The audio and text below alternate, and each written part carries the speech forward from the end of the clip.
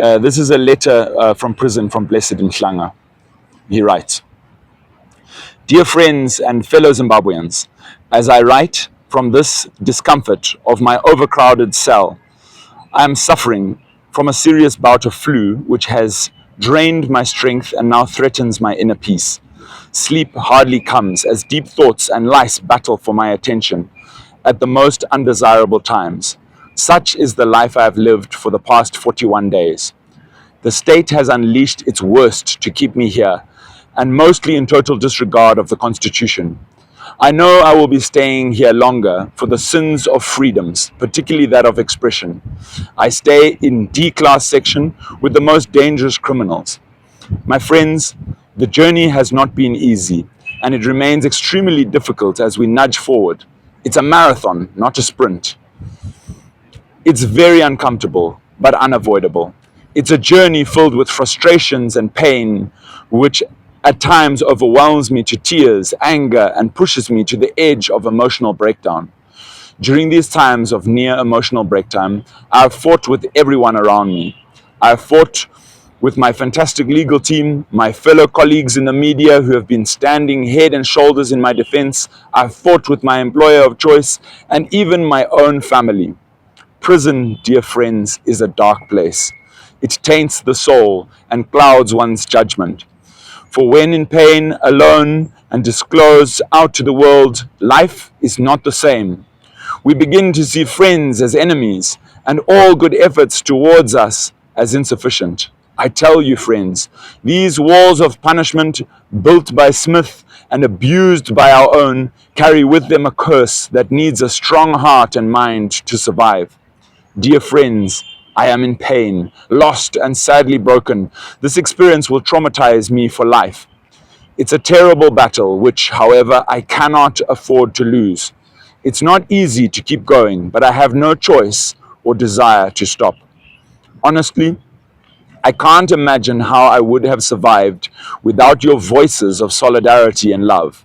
Your donations towards my upkeep in this dark place will never be forgotten or taken for granted. My lawyers bring me all your encouraging words and deeds of compassion. I say this without fear of contradicting myself. It is you who have carried me. As I write, I am overwhelmed with tears, not from the pain of the violent cough, which at its worst rocks the pen out of my hands, nor from the pain of pre-trial punishment.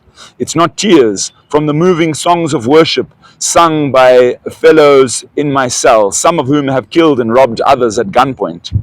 No, these are tears of joy and determination to go on. All this watered by the blood of your sacrifices and support. I wish to thank you all from the center of my being, which center remains solid even in the face of adversity. I am told, which advice I believe is true, that you have raised £4,000 towards my welfare through a GoFundMe organized by fellow journalist and brother Hopewell Chingono, appointed by my family and myself to so lead. My heart is humbled by this act of love, which I have no doubt that I have not earned in any way. There are many who have donated through other channels too. These efforts have kept my kids in school and fed.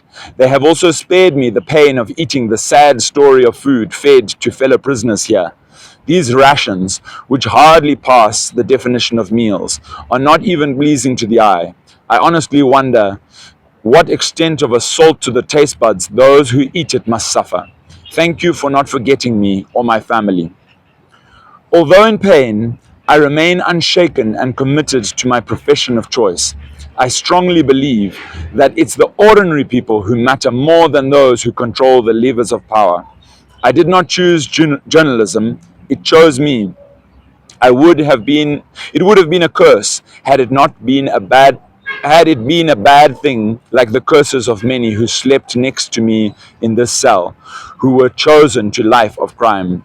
Journalism, which is not a crime, even though criminalized, remains a badge of honor, which I am wearing even in the darkest hour here at Harare Remand Prison.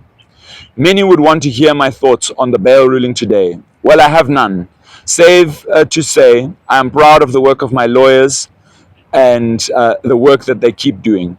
This team is fantastic. Lawyers take instructions from their clients. I should say they have taken my instructions and turned them into brilliant legal arguments. I'm proud that I chose this team. The results are not reflective of their work, but of other things which you might not be aware of. I am sorry for fighting with you guys, but I have a solid defense. Prison does that to the best of us.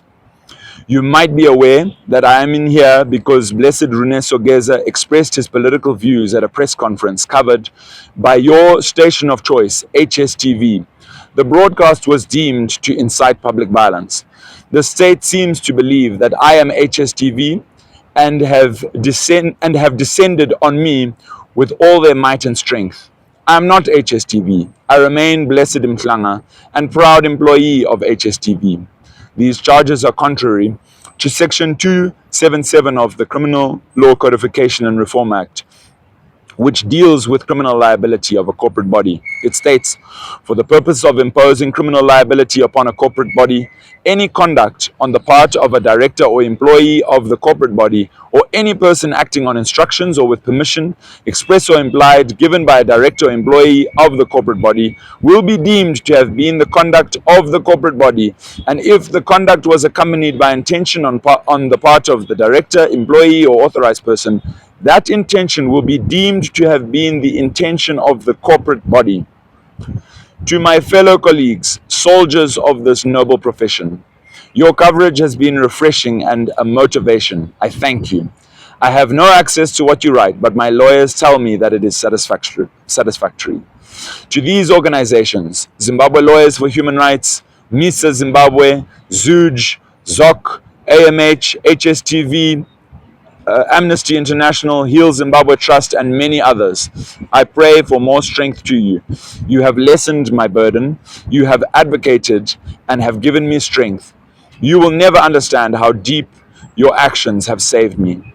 In conclusion, I am human, not perfect, and not immune to fear and pain. Regardless of what happens here and going forward, I am deeply indebted to all of you.